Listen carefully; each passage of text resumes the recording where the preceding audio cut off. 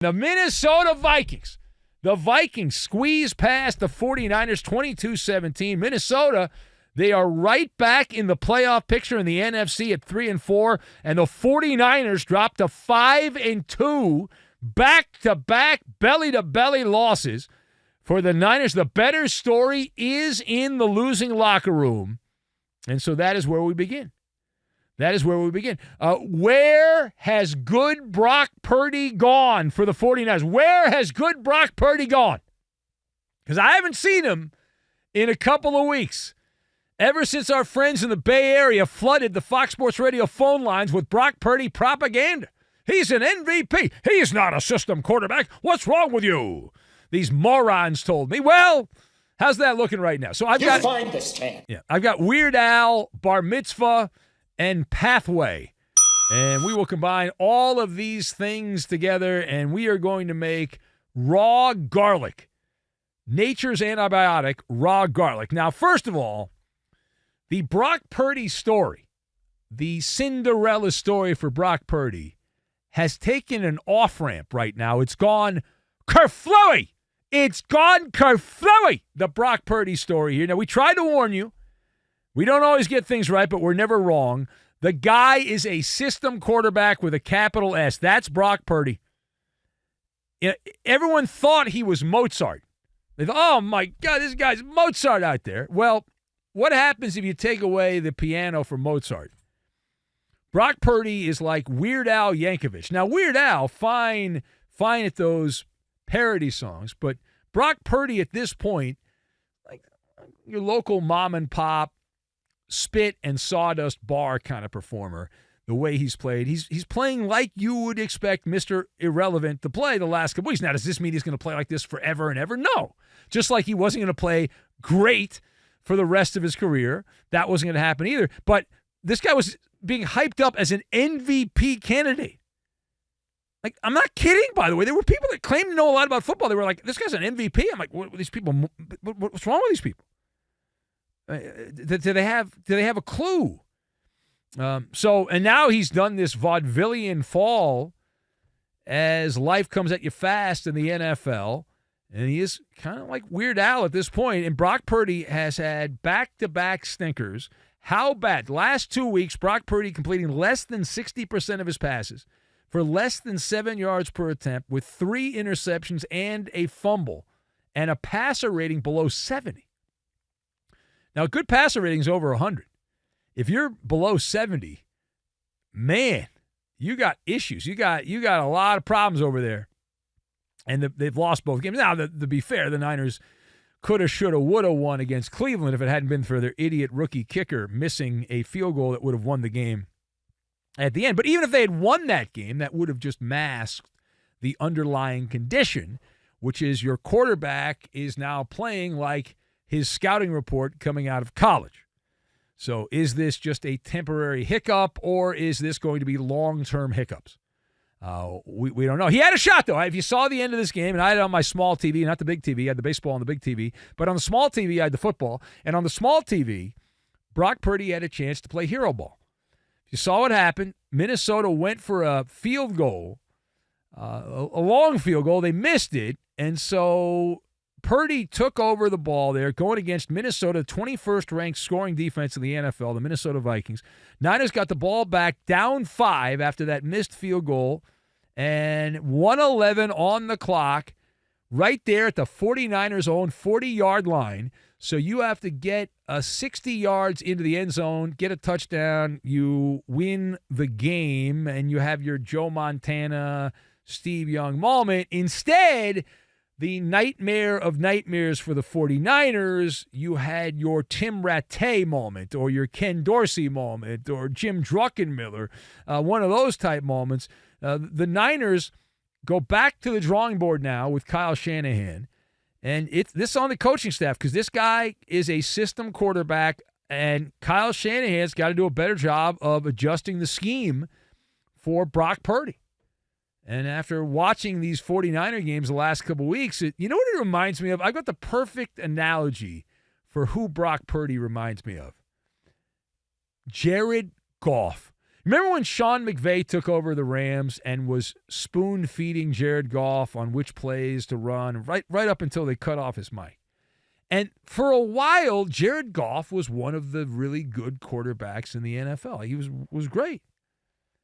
And then at some point, the jig was up, and that stopped working. And then Sean McVay pulled his hair out and tossed him to Detroit for Matthew Stafford. And right now, Brock Purdy, it's only been a couple of games, but how many more games do we need to watch? Brock Purdy is morphing into that evil Jared Goff that was with the Rams there and when things went sideways. Now, secondly, how do you process the overall 49ers effort on Monday night? So I'm a little upset here. I spent a lot of time handicapping NFL games. I've weaseled my way into a TV show on the weekends here, picking NFL games, and you go into these games thinking you're going to get an honest effort. I didn't sense I got an honest effort from the 49ers in this game, and it's very frustrating to me as someone that wagers on these games, and you look at this, and it just looked lethargic. It was a sloppy effort by the 49ers. It was very out of character. You assumed the position that the 49ers would bounce back after a disheartening performance. The weather's not a factor. You're playing a dome in Minnesota. You're clearly the better team. Even without Deebo Samuel on the field, you're clearly the better team. And they just didn't have that dog. You know, we don't need no cats. We need dogs. And they didn't have that. The 49ers defense was passed by a Minnesota Viking team who last week struggled to score in the second half against the Chicago Bears defense. And statistically speaking, the 49ers brought in the number 2 scoring defense in the NFL. They were number 5 in total defense.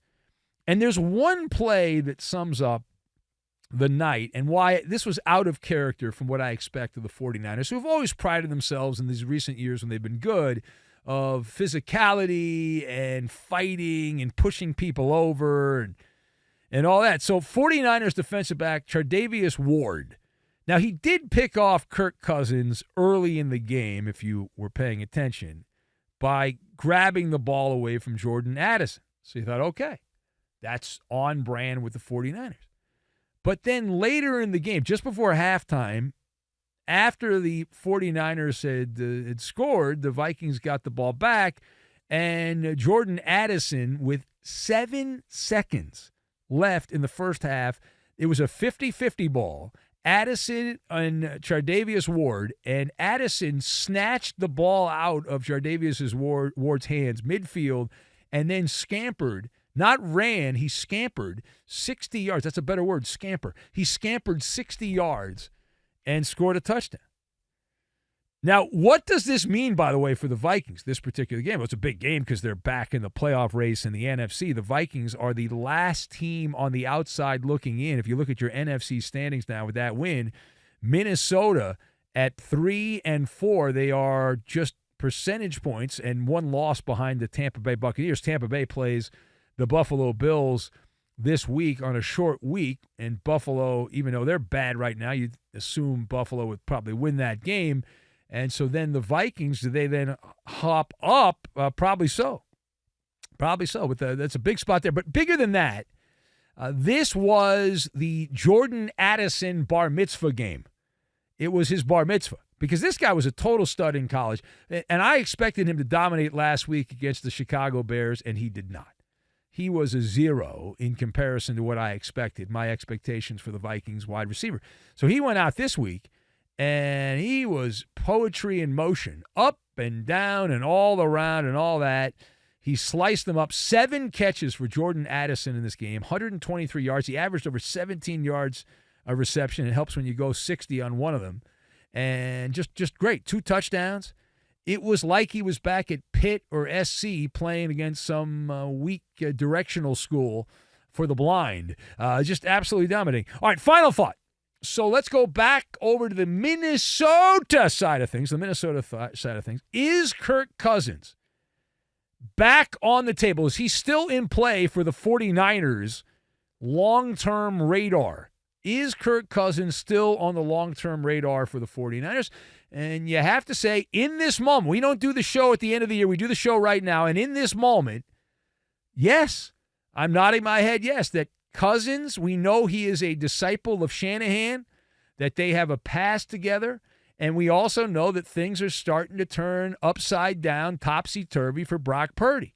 And if these things continue down the same tracks they're going down, there is no reason to think that the 49ers are going to not go back into the marketplace and at least consider bringing in Kirk Cousins, right? And you compare and contrast the quarterbacks, and Brock Purdy has had back-to-back unsatisfying games. Cousins, he didn't play great against the Bears last week, but he was absolutely cooking with gas in this game. It was a sizzle reel for Kirk Cousins and the Vikings offense, and this very much leaves him squarely in the picture.